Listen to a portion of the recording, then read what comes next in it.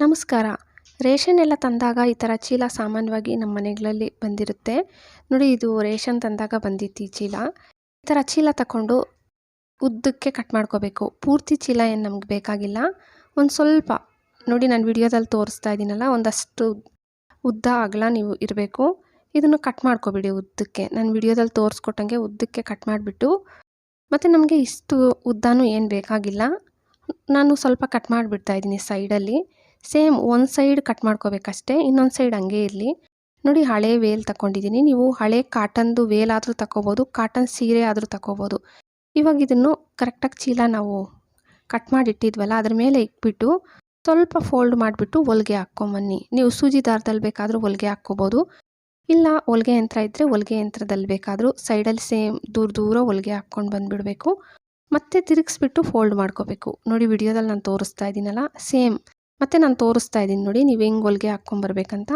Same ನಾನು ಹೊಲಿಗೆ ಹಾಕ್ಕೊಂಡು ಬಂದು ಮತ್ತೆ ನಿಮಗೆ ತೋರಿಸ್ತೀನಿ ನೋಡಿ. ಹೊಲಿಗೆ ಹಾಕ್ಕೊಂಡು ಬಂದಿದ್ದಾದಮೇಲೆ ನೀವು ಸ್ಕೇಲ್ ಆಗಲಿ ಇಲ್ಲ ಟೇಪ್ ತಗೊಂಡು 3 ಇಂಚಸ್ ಮಾರ್ಕ್ ಮಾಡ್ಕೋಬೇಕು. ನಾನು ಫಸ್ಟೇ ಚಾಕ್ ಪೀಸಲ್ಲಿ ಮಾರ್ಕ್ ಮಾಡ್ಕೊಂಡಿದ್ದೆ ಎರಡೂ ಸೈಡು.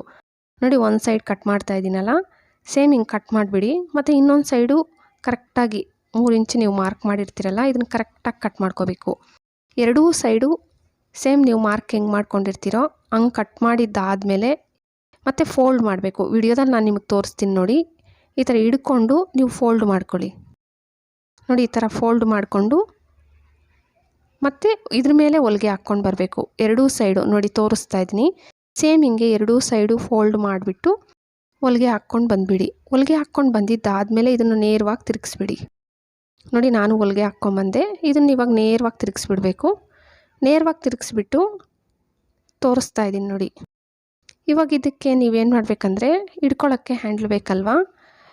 ಬ್ಯಾಗ್ಗೆ ಹಿಡ್ಕೊಳ್ಳೋಕ್ಕೆ ನೀವು ಚೀಲದಲ್ಲೇ ಪೀಸಸ್ ಕಟ್ ಮಾಡ್ಕೋಬೇಕು. ಎರಡು ಪೀಸ್ ಕಟ್ ಮಾಡಬೇಕು. ನೋಡಿ, ಸೇಮ್ ಬಟ್ಟೆನೂ ಅಷ್ಟೇ, ಅದೆಷ್ಟು ಉದ್ದ ಇದೆಯೋ ಅಷ್ಟು ಉದ್ದ ಕಟ್ ಮಾಡ್ಕೊಬಿಡಿ. ಚೀಲ ಮೊದಲು ಕಟ್ ಮಾಡಿ ಇಟ್ಟಿರ್ತೀರಲ್ಲ, ಇದ್ರ ಮೇಲೆ ಅದನ್ನು ಇಟ್ಬಿಡಬೇಕು. ಮತ್ತು ಅದೆಷ್ಟಿದೆಯೋ ಅಷ್ಟು ನೋಡಿಕೊಂಡು ಬಟ್ಟೆ ಪೀಸು ಕಟ್ ಮಾಡಿಕೊಂಡು ಈ ಥರ ನೋಡಿ, ನಾನು ಫೋಲ್ಡ್ ಮಾಡ್ತಾ ಇದ್ದೀನಲ್ಲ, ಹಿಂಗೆ ಫೋಲ್ಡ್ ಮಾಡಿಕೊಂಡು ಹೊಲಿಗೆ ಹಾಕ್ಕೊಂಡು ಬರಬೇಕು. ವಿಡಿಯೋದಲ್ಲಿ ನೀವೇ ನೋಡ್ತಾ ಇದ್ದೀರಲ್ಲ, ಸೇಮ್ ನಾನು ಹೆಂಗೆ ಫೋಲ್ಡ್ ಮಾಡಿದೆ ಹಂಗೆ ಫೋಲ್ಡ್ ಮಾಡಿಬಿಟ್ಟು 2 ಪಟ್ಟಿನೂ ನಾನು ಹೊಲಿಗೆ ಹಾಕ್ಕೊಂಬಂದೆ. ಮತ್ತೆ ತೋರಿಸ್ತೀನಿ ನೋಡಿ. ಈ ಥರ ಒಳಗಡೆಗೆ ಇಟ್ಬಿಟ್ಟು ಒಳಗಡೆಗೆ ಈ ಥರ ಸೇರಿಸ್ಬಿಟ್ಟು ಮತ್ತೆ ಹೊಲಿಗೆ ಹಾಕ್ಕೊಂಬರ್ಬೇಕು. ಎರಡೂ ಸೈಡು ಸೇಮ್ ಇದೇ ಥರನೇ ಪಟ್ಟಿ ಇಟ್ಬಿಟ್ಟು ಹೊಲಿಗೆ ಹಾಕ್ಕೊಂಡು ಬಂದುಬಿಡಿ. ಹೊಲಿಗೆ ಹಾಕ್ಕೊಂಡು ಬಂದ್ಬಿಟ್ಟ ಮೇಲೆ ನಿಮ್ಗೊಂದು ಕ್ಯಾರಿ ಬ್ಯಾಗ್ ರೆಡಿ ಆಯಿತು.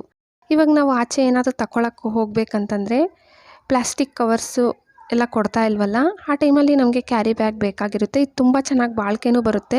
ಇದಕ್ಕೆ ನಿಮಗೆ ₹1 ಖರ್ಚಿರಲ್ಲ.